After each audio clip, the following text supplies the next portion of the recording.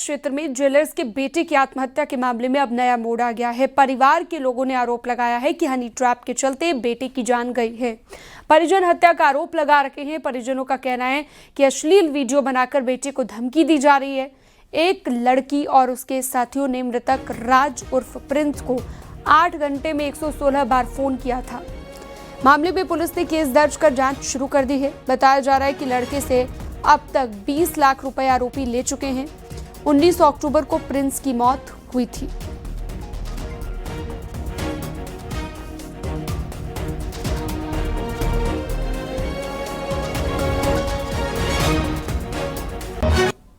कीर्ति शर्मा नामक कोई लड़की है और उसके साथ उसके माँ बाप 4 दिन बाद जब फोन खुलता है, जब ये पता लगती है कि कीर्ति शर्मा नाम की लड़की है और उसके माँ बाप हैं और उसका भाई है और लालदास के भी कुछ लोग शामिल हैं और उन्होंने ये घटना को अंजाम दिया है। अब आप क्या चाहते हैं? अब हम इसमें ये चाहते हैं कि हमें न्याय मिले, हमारे साथ जो अच्छी तरीके से जांच हो। इसी उक्त प्रकरण में परिवारजनों के तहरीर पर एक मुकदमा पंजीकृत किया गया है, क्योंकि परिवारजनों ने कुछ उसमें आरोप मतलब एक लड़की पर लगाए हैं। तो उसी क्रम में इसमें टीमें गठित कर अलग अलग बिंदुओं पर जांच की जा रही है और तथ्य सामने आने पर जो भी लीगल एक्शन है वो उसी क्रम में लिया जाएगा।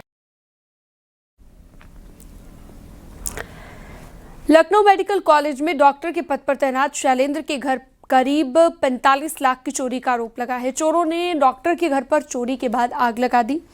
चोर जेवर और कैश लेकर मौके से फरार हो गए। सबूत मिटाने के लिए आग लगाने की आशंका जताई जा रही है। बताया जा रहा है कि डॉक्टर मेरठ गए थे और इसी दौरान चोरी की गई है।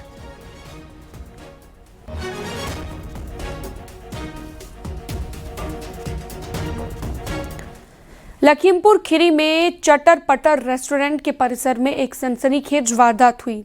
रेस्टोरेंट जमीन के मालिक और किराएदार के बीच मारपीट का एक मामला सामने आया। जब जमीन के मालिक देवी कुमार ने रेस्टोरेंट का किराया मांगा तो रेस्टोरेंट ऑनर और कर्मचारियों ने मालिक देवी कुमार की जमकर पिटाई कर दी। मारपीट की घटना सीसीटीवी में कैद हो गई है। पुलिस ने पीड़ित की शिकायत पर मुकदमा दर्ज कर लिया है। आरोपियों की तलाश तेज कर दी गई है।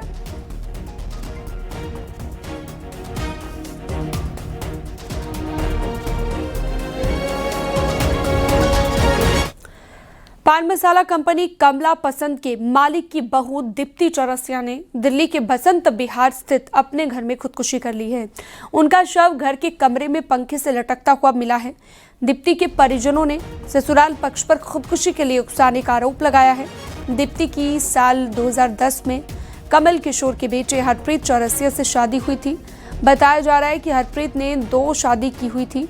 दूसरी पत्नी दक्षिण भारत की फिल्मों की अभिनेत्री है। बसंत विहार पुलिस मामले की जांच में जुटी हुई है।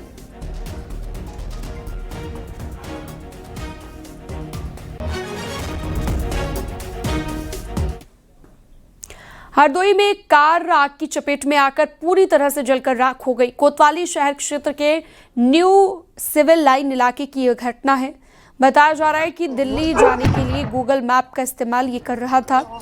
उसने नेविगेशन में लोकेशन सेट की, जिसके बाद गूगल मैप ने उसे मेन रोड की बजाय न्यू सिविल लाइंस की तंग गलियों की ओर मोड़ दिया। तंग और कच्ची गलियों में कार फंस गई। लगातार रिवर्स और फॉरवर्ड करने से इंजन पर दबाव पड़ा, जिसके चलते धुआं निकलने लगा। कुछ ही मिनटों में आग भड़क उठी। तो वो गनीमत ये रही कि कार में सवार लोग सुरक्षित बाहर निकलने में कामयाब हो गए। स्थानीय लोगों ने तत्काल दमकल विभाग की टीम को इसकी सूचना दी। फायर ब्रिगेड की टीम मौके पर पहुंची और आग पर काबू पाया गया, लेकिन तब तक कार पूरी तरह जलकर राख हो चुकी थी।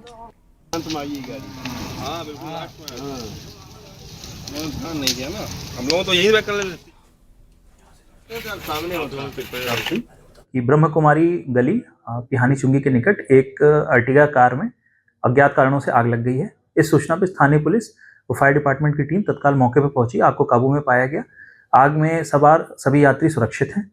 प्रथम दृष्टया जांच में यह तथ्य आया कि कार के जो चालक हैं राजन साहनी निवासी नई दिल्ली के, ये एक वैवाहिक समारोह में शामिल होने के लिए मैप देख करके और उस रास्ते से जा रहे थे, तभी उनकी गाड़ी में अचानक से आग लग गई है। पुलिस द्वारा इस प्रकरण में और भी बिंदुओं पर जांच कर रही है।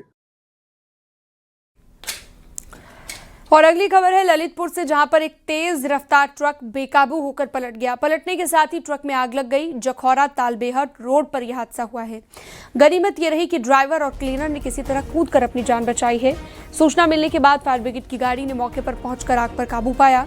ट्रक जलने का भी वीडियो सामने आया है।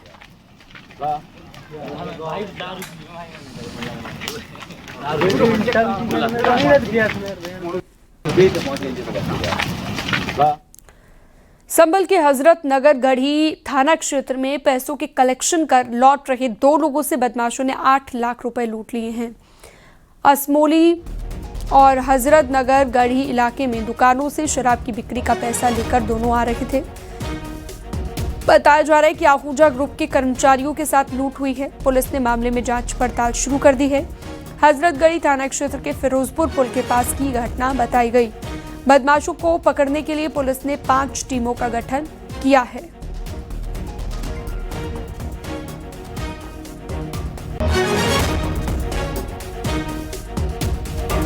संभल के थाना हजरतनगर सेक्टर में आज शाम को 5:45 बजे पुलिस को सूचना प्राप्त हुई कि 2 अज्ञात मोटरसाइकिल सवारों के द्वारा एक सेल्समैन के साथ है जो कि पैसे कलेक्ट करके आ रहा था, उसके साथ लूट की घटना कार्य हुई है। मेरे द्वारा मौके का मुआयना किया गया है और इसमें 5 टीमें लगाई हैं। जल्द इस घटना को वर्कआउट करेंगे। बाराबंकी के फतेहपुर थाना क्षेत्र में जमीन के विवाद को लेकर एक महिला पर उसके देवर ने चाकू से हमला कर दिया। महिला गंभीर रूप से घायल हुई है। महिला को इलाज के लिए जिला अस्पताल रेफर किया गया है। पुलिस आरोपी की तलाश में जुटी हुई है।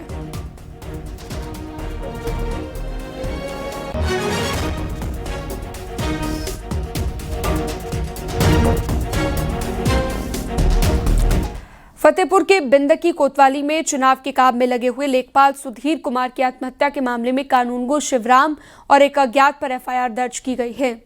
केस दर्ज होने के बाद लेखपाल का शव लेकर जाने को लेकर परिजन तैयार हुए। कानूनगो शिवराम और एक अज्ञात पर आत्महत्या के लिए उकसाने और SC/ST की धाराओं में मामला दर्ज किया गया है। कल सुबह सुधीर कुमार ने घर में ही फंदे से लटक कर जान दे दी थी। परिजनों का आरोप है कि घर पर आकर कानूनगो शिवराम ने सुधीर को धमकाया था। आज सुधीर कुमार की बारात जानी थी।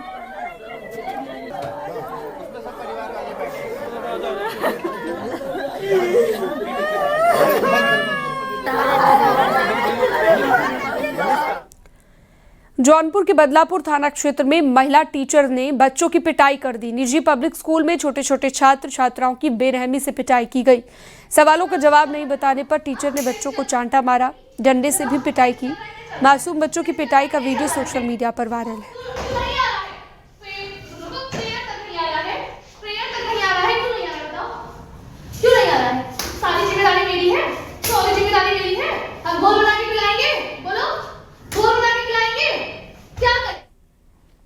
ग्रेटर नोएडा के बहुचर्चित निकी भाटी हत्याकांड में पुलिस ने चार्जशीट कोर्ट में दाखिल की है। 500 से ज्यादा पन्नों की चार्जशीट दाखिल की गई है। न्यूज 18 के पास चार्जशीट की कॉपी मौजूद है और चार्जशीट में निकी के पति विपिन भाटी ने बयान दर्ज कराए हैं। चार्जशीट के मुताबिक बयानों में बताया गया कि निकी के ऊपर थिनर की बोतल डाल दी गई, मां दया से लाइटर लेकर आग लगा दी गई। निकी के बेटे के भी बयान चार्जशीट में दर्ज किए गए हैं। निकी और विपिन के 6 साल के बेटे आविश भाटी ने बताया है कि घटना के वक्त वो मौजूद था। पिता विपिन भाटी ने पहले मां निकी भाटी को पीटा, फिर कुछ डालकर आग लगा दी और पड़ोसी की छत से कूदकर भाग गए। पुलिस ने चार्जशीट में कहा है कि मौके से कोई भी ऐसा सबूत नहीं मिला जिसमें सिलेंडर फटने की बात सामने आई हो। चार्जशीट में हॉस्पिटल में डॉक्टरों और नर्सिंग स्टाफ के बयान भी दर्ज किए गए, जहां पर सबसे पहले परिजन निकी को लेकर पहुंचे और डॉक्टर और नर्स के बयानों से उनके पास कोई भी वीडियो या वैज्ञानिक सबूत मिलने की पुष्टि नहीं हुई।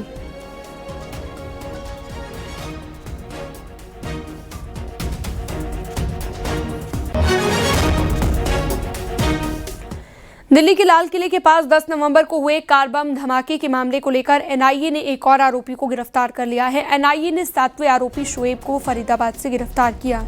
जांच एजेंसी के मुताबिक आरोपी शोएब ने धमाके से पहले मुख्य आतंकी उमर उन नबी की मदद की थी। उसे छिपने की जगह और जरूरी मदद उपलब्ध कराई गई। गिरफ्तार आरोपी शोएब फरीदाबाद के धौज गांव का रहने वाला है। जांच में सामने आया कि शोएब ने आतंकी उमर को धमाके से ठीक पहले अपने यहां पर पनाह दी थी। उसे गाड़ी भी मुहैया कराई गई। दिल्ली ब्लास्ट केस में शोएब 7वां आरोपी है जिसे गिरफ्तार किया गया है। इससे पहले एनआईए ने उमर के 6 साथियों को भी गिरफ्तार किया है।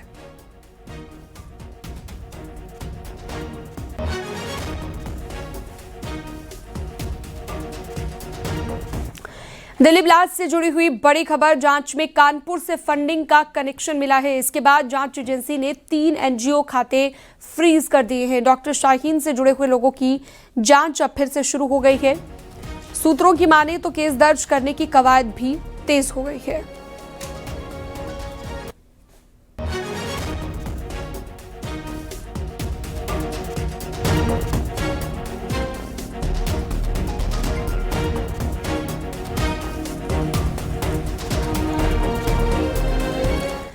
लखीमपुर खीरी के नीमगांव थाना क्षेत्र में एक लड़की का शव कब्र से निकालकर 600 मीटर दूर खेत में नग्न अवस्था में मिला है। लड़की की 4 दिन पहले बीमारी से मौत हो गई थी। मामले में पुलिस कर रही है जांच। कब्र को शव से निकालने को लेकर गांव में तरह तरह की बातें भी की जा रही हैं।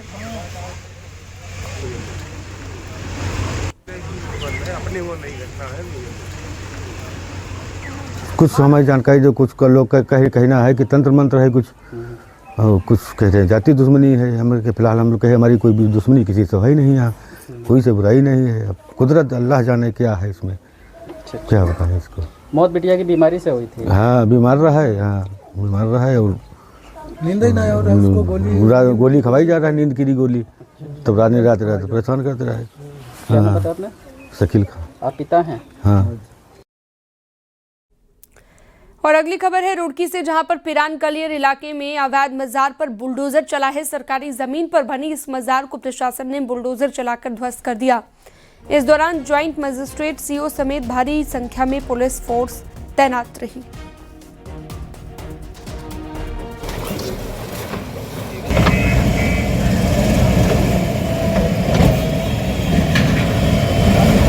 ये हमने सीलिंग का भूमि था, वो सरकार में अभी स्वास्थ्य विभाग को आवंटित वाला भूमि में मजार का निर्माण हो चुका था। उसमें हमने पेपर के तौर पे उनको पूरा टाइम देते हुए कोर्ट का गाइडलाइंस के अनुसार अपने आप हटाने के लिए भी नोटिस पीरियड ख़त्म होने के बाद आज डेट तय करके पुलिस और प्रशासन ने उसको हटाते हुए और मार्किंग करके स्वास्थ्य विभाग को भी आवंटित करने का कार्रवाई की। अलीगढ़ के ऊपरकोट जामा मस्जिद के पास नगर निगम ने अतिक्रमण हटाओ अभियान चलाया है। जामा मस्जिद के चारों तरफ फैले हुए अवैध निर्माण पर बुलडोजर चला है। अतिक्रमण अभियान के दौरान सड़क और फुटपाथ पर बनाए गए ढांचे भी तोड़े गए। अतिक्रमण हटाने के बाद जामा मस्जिद के पास जल्द ही सीसीटीवी कैमरे लगाए जाएंगे।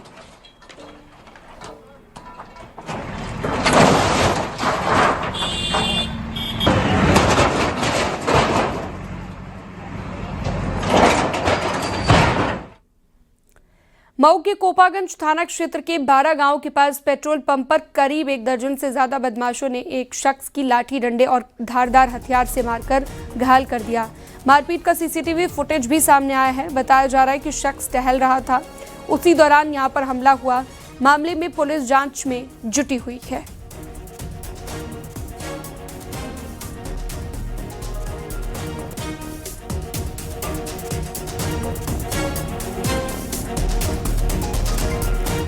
हाथरस के नगला रामबल गांव में पुलिस सुरक्षा के बीच एक बारात रवाना हुई और शादी का कार्यक्रम शांतिपूर्वक तरीके से हुआ। इस दौरान गांव में भारी पुलिस बल तैनात रहा। दरअसल गांव में एक दलित परिवार की बेटी की शादी थी। बारात आने पर कुछ लोगों ने पुलिस को जानकारी दी कि कुछ दबंग बारात को चढ़ने नहीं देते। इस मौके पर भीम आर्मी के जिलाध्यक्ष प्रकाश चंद्र गौतम मौजूद रहे। पुलिस की मौजूदगी में बारात चढ़ी और परिजनों ने पुलिसकर्मियों का आभार जताया।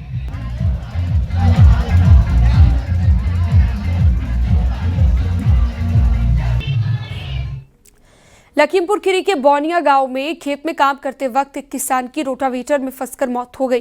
मृतक की पहचान 26 साल के प्रांशु वर्मा के रूप में हुई है। रोटावेटर में फंसने से गर्दन, सिर और कई हिस्सों में गंभीर चोट आई, जिसके चलते युवक की मौके पर ही मौत हो गई। हादसे के बाद ट्रैक्टर ड्राइवर मौके से फरार हो गया। आसपास के ग्रामीणों ने रोटावेटर में फंसे किसान को बाहर निकाला है।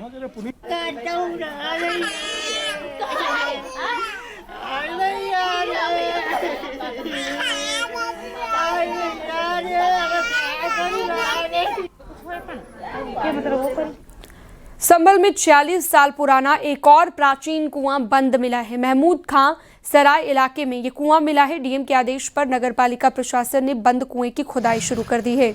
आरोप के मुताबिक दंगाइयों ने 1978 के दंगे में स्थानीय व्यापारी की हत्या कर शव को तराजू में बांधकर कुएं में फेंक कर कुएं को बंद कर दिया था। एकता नगर पुलिस चौकी के पास महमूद खां सराय में बंद कुएं की सूचना पर 2 दिन पहले डीएम और एसपी ने कुएं का निरीक्षण किया। स्थानीय लोगों से कुएं के बारे में जानकारी ली। डीएम के आदेश पर सिटी मजिस्ट्रेट, ईओ और पुलिस मौके पर पहुंची। नगर पालिका की टीम ने कुएं की खुदाई शुरू करवाई है।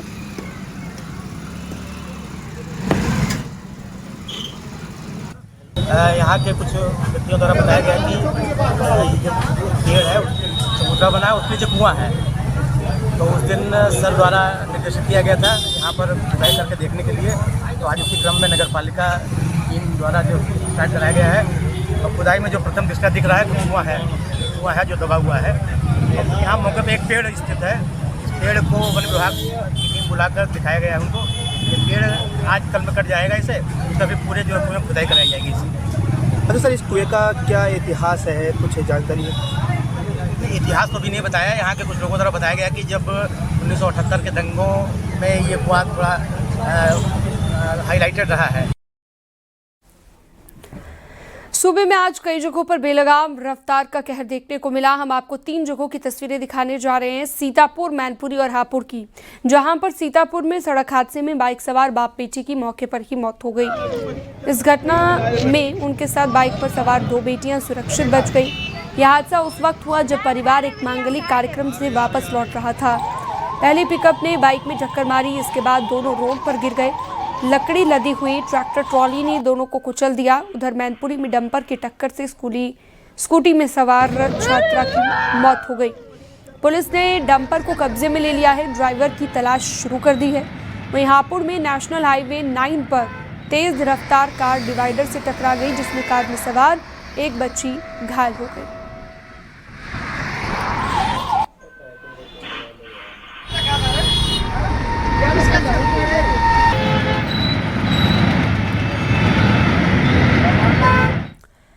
लोक गायिका नेहा सिंह राठौर की तलाश तेज हो गई है। वाराणसी और लखनऊ पुलिस कर रही है। आपको बता दें कि पहलगाम टेरर अटैक को लेकर एक भड़काऊ पोस्ट के मामले को लेकर वाराणसी में नेहा पर मुकदमा दर्ज है। वाराणसी के लंका थाने और लखनऊ के हजरतगंज थाने में मामला दर्ज है। सोमवार को वाराणसी पुलिस नेहा के सुशांत गोल्फ सिटी के फ्लैट पर पहुंची थी। नेहा के नहीं मिलने पर वहां पर दारोगा ने नोटिस जारी किया था। हजरतगंज पुलिस नेहा को 2 बार नोटिस भेज चुकी है।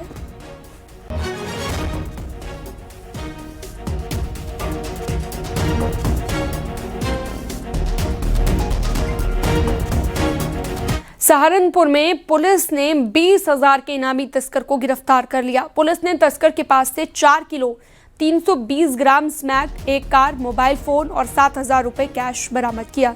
इंटरनेशनल बाजार में पकड़ी गई स्मैक की कीमत करीब 4 करोड़ 33 लाख रुपए बताई जा रही है। पूछताछ के दौरान आरोपी ने बताया कि झारखंड से कच्चा माल लाकर स्मैक तैयार करता है, जिसे अपने साथियों के साथ मिलकर कई जिलों में सप्लाई किया करते थे।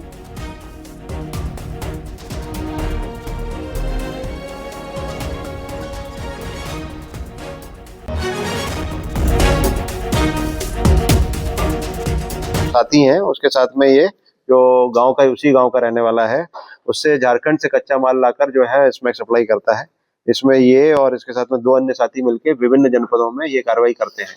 तो अभी तक जो कार्रवाइयां हो रही थी वो सहारनपुर के अंदर में या उसके आसपास के जनपद में हो रही थी, पर पहली बार अब बरेली का जो भी है वो कनेक्शन भी देखा जा रहा है, पंजाब का कनेक्शन भी देखा जा रहा है। और इसमें जो टीम है उसने अच्छा काम किया है। सदर बाजार की टीम और जो हमारी एसपी साहब हैं उनके नेतृत्व में टीम ने अच्छा काम किया। उनको 10,000 रुपए का मेरे द्वारा रिवॉर्ड किया जा रहा है। कुमाऊं मंडल की आईजी के निर्देश पर यूपी उत्तराखंड बॉर्डर पर पुलिस सख्त अभियान चलाकर कार्रवाई कर रही है। उधम सिंह नगर जिले की रुद्रपुर और ट्रांजिट कैंप थाना पुलिस ने रुद्रपुर डिग्री कॉलेज के पास बॉर्डर पर बैरियर लगाकर यूपी से आने वाले हर वाहन की चेकिंग की है। इस दौरान पुलिस काली फिल्म वाली गाड़ियों, हूटर वाली गाड़ियों के खिलाफ ताबड़तोड़ कार्रवाई करते हुए उन्हें सीज कर रही है। पुलिस द्वारा शुरू हुई इस कार्रवाई के साथ ही कार पर काली फिल्म और हूटर लगाकर चलने वालों में हड़कंप मच गया है। अरे होगा, यहाँ चेकिंग अभियान चल रहा है। आज रुद्रपुर रामपुर बॉर्डर यूपी में हमारी चेकिंग चल रही है। रामपुर बॉर्डर से आने वाले जो वाहन हैं जो रुद्रपुर एंट्री कर रहे हैं और रुद्रपुर से जाने वाले वाहन दोनों को चेक किया जा रहा है। समय समय पर यह अभियान चलाया जा रहा है और अच्छी चेकिंग की जा रही है। उसमें BDS, CPU और ट्रैफिक की टीम्स लगी हुई हैं। यहाँ पर संदिग्ध व्यक्ति, संदिग्ध वस्तु, संदिग्ध वाहन की चेकिंग की जा रही है और कोई ऐसे वाहन या वस्तु जो संदिग्ध है उनको चेक किया जा रहा है और उनका चालान किया जा रहा है। देहरादून में बार एसोसिएशन की हड़ताल लगातार जारी है, 17वें दिन भी जारी है। बुधवार को वकीलों ने प्रिंस चौक से कोर्ट परिसर तक पैदल मार्च निकाला। दरअसल वकील चैम्बर देने की मांग कर रहे हैं। वकीलों का आरोप है कि जिस जमीन पर वकीलों के चैम्बर थे उसे सरकार ने अस्पताल बनाने के लिए दे दिया है। वकीलों का कहना है कि सरकार उन्हें वहां से विस्थापित कर रही है, तो विस्थापन नीति के तहत उनके लिए नए चैम्बर बना कर दिया जाना चाहिए। वकीलों ने चेतावनी दी कि अगर जल्द ही समाधान नहीं निकला तो उग्र आंदोलन किया जाएगा। व्यवस्था पूरी है सरकार के पास, सब रिसोर्सेज हैं, सब कुछ है, लेकिन स्टिल अगर हम लोगों को देने में आनाकानी या लापरवाही है, विस्थापन की नीति नहीं है, अभी तक नया परिसर बन गया है जजेस के लिए, लेकिन हमारे लिए कोई व्यवस्था नहीं है। बहुत ही अत्यंत दुर्भाग्यपूर्ण है कि सरकार ने सब लोगों को सोच लिया। जो वकील लोग हैं, जो हमारी वकील यूनियन है हमारी, उन लोगों को कोई ध्यान नहीं दिया गया। जबकि सारी जो कोर्ट चल रही कचहरी चलेगी, देहरादून की राजधानी, उत्तराखंड की राजधानी हमारे देहरादून, उसके सारे वकील बेचारे सड़क पे बैठे हैं 16 दिन तक, 17 दिन हो गए और किसी ने कोई सूद नहीं ले रहे कि भाई इसके इनकी समस्या का समाधान कर दो, इन्हें वो दे दो। किसी की जेब से थोड़ी जाना है।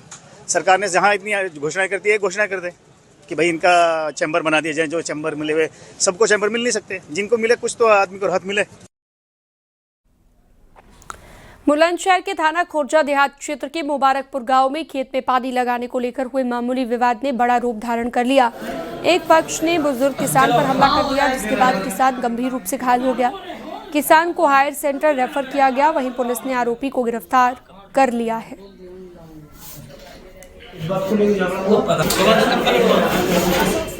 ये मुबारकपुर अच्छा, खेती करता हूँ, ट्यूबवेल पर हुआ। किसने किससे बार किया है? बल कटी है। अच्छा, बस कुछ भी ना। क्या बात हुई थी? कोई बात थी पुरानी? पुरानी उससे कोई बात नहीं मेरी, कोई तो मैं कुछ नहीं। नगरो छोड़ूंगा ना तो काट रहा। बलकटी से बार किया है? हाँ। कर दिया। वाह जी। बढ़ते हैं आगे, वाराणसी की बात करते हैं। 25,000 कुंडीय स्वरवेद ज्ञान महायज्ञ का आयोजन किया गया। इसमें 1 लाख से ज्यादा श्रद्धालुओं ने हिस्सा लिया। चौबेपुर में स्वर्गवेद महामंदिर में ये यज्ञ हुआ है। संत समाज के 102वें वार्षिकोत्सव पर इसका आयोजन किया गया, जिसमें देश विदेश के कोने कोने से 1 लाख से ज्यादा लोग शामिल हुए हैं। हमारी भारतीय संस्कृति, वैदिक संस्कृति का प्राण ही यह यज्ञ है। यह केवल कर्मकांड तक सीमित नहीं है, बल्कि इसका आध्यात्मिक अनुष्ठान है, इसकी वैज्ञानिक विधि है। वायु शुद्धि से लेकर आंतरिक शुद्धि के लिए यह यज्ञ केवल आवश्यक ही नहीं अपितु अनिवार्य है। हमारे वैज्ञानिक कहते हैं ग्लोबल वार्मिंग को कम करना है तो हवन यज्ञ को बढ़ावा देना होगा।